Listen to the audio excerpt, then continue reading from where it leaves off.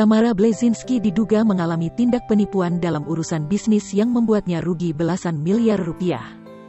Johansyah sebagai kuasa hukum Tamara mengatakan bahwa kliennya itu sedang berupaya mencari keadilan lewat aduan di Bareskrim Polri.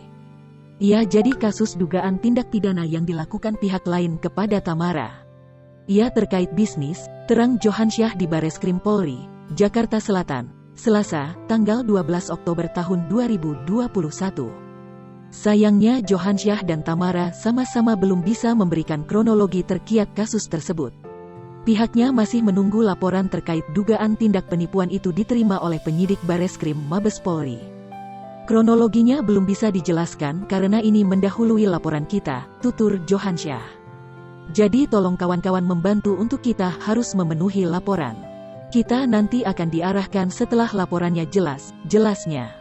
Tamara sempat menangis ketika mengungkapkan isi hatinya yang butuh keadilan dalam perkara kali ini. Ia tak bisa banyak bicara sebab tiap kali berbicara suaranya terdengar bergetar seolah menahan tangis.